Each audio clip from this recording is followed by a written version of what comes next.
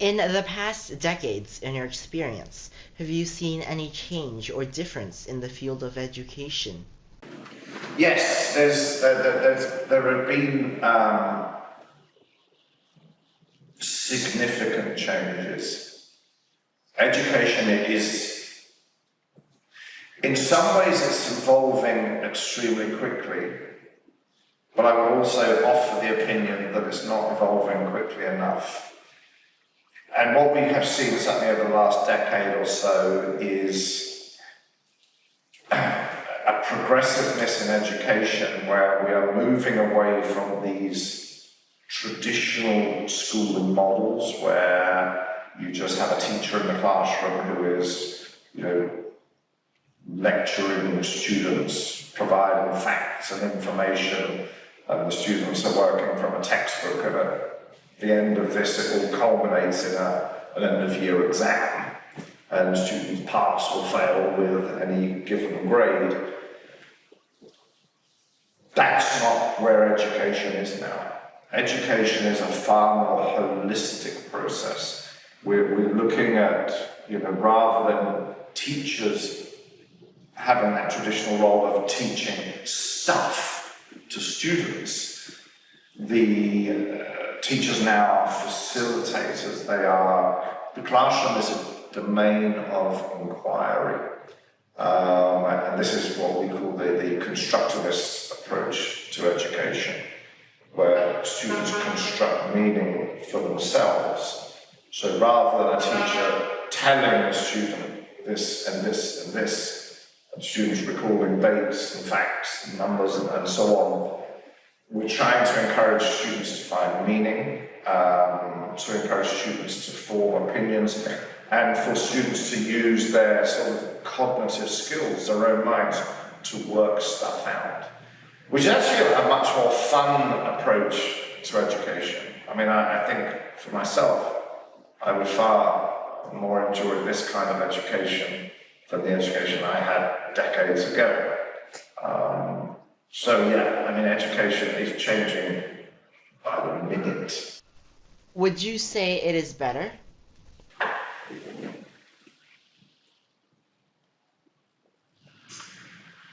Largely, I think it's better, because if we are encouraging our students to be thinkers, to contemplate the big ideas, the big questions of life, and to encourage our students to unleash the power of their mind, and it brings together psychology and neuroscience and many, many other fields. I think that's a very powerful position to put students in terms of preparing them for their future. My only concern would be that we can't,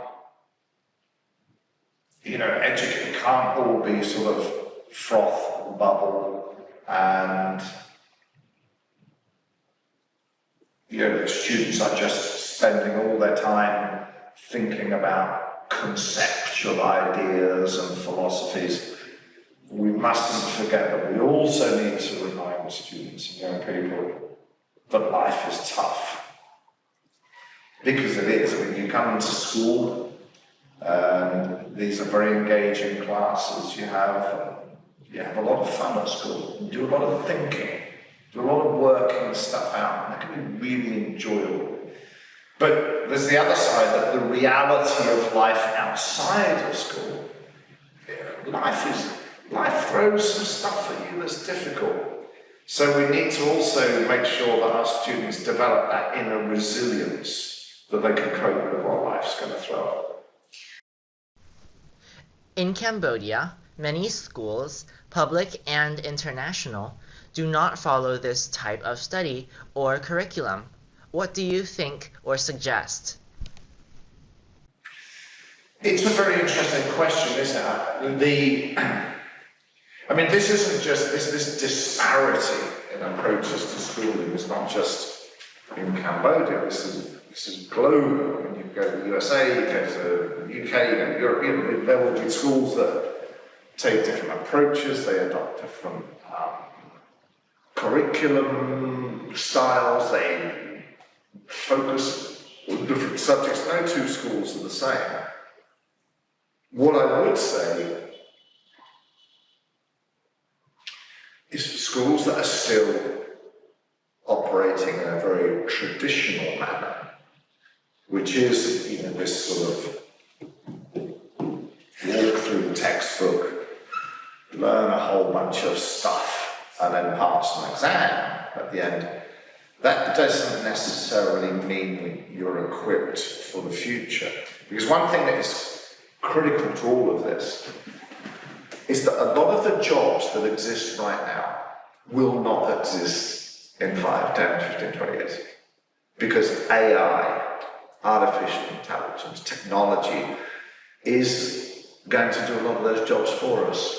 For example, if you aspire to be an accountant, so you devote all your learning years to accountancy and numeracy, it's plausible, isn't it, that 5 or 10 years down the road, there won't be such a thing as an accountant, because there will just be technology that does all this for you. But what we will see in the future is new problems. We can see it around us. We're facing all manner of problems, be that the environment, be that the traffic, the chaos, the wars, the conflict, everything that's going on around the world. There are problems that need to be solved. So I think whatever your schooling system is, whatever curriculum you adopt, whatever approach you take to it, it would be absurd for school to think that we should not be producing problem solvers. We need to produce problem solvers. I think schools, and again, I'm talking to the world here. This isn't a Cambodia thing as such. We need to be focusing on STEM. We need to be looking at science and technology and mathematics. We need to be making sure that we're producing doctors, that we're producing nurses, that we're producing people who can, cure diseases, who can, focus on the health of the body and the health of the mind. We need to find solutions to all these issues that are going on in the world, the destruction of the rainforest, the destruction of the environment. We need people who are going to go out there and be game changers in the future. And I think with schools we need to focus in on this. It's not that kid got 9 grade A's and got a GPA of 4.6. So what?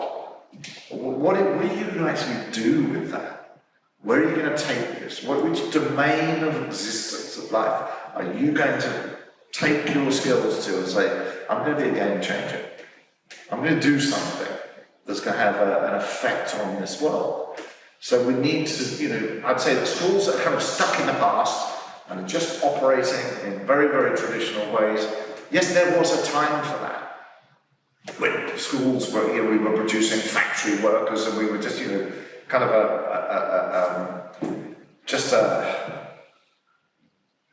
an ever-revolving door that was just sending out people to work in factories, to work in call centres, to work in banks. Yes, it was necessary, but we're facing a very different world right now. But there should be a balance between STEM and humanities. Yes, no, don't get me wrong, I'm obviously my background is humanities, particularly social studies. It's absolutely critical, because I think it's in the humanities where you develop a lot of your critical thinking skills, and you develop your skills of articulation and writing and speaking and communicating and getting your message across, thinking, comparing, contrasting, forming opinions, backing up your opinions. This all happens in humanities. But if you then combine that with STEM, and if you have a skill, in a science field or a mathematics field, you can blend those two things together, I think you have a very powerful recipe to produce people who are really going to go out there and do something.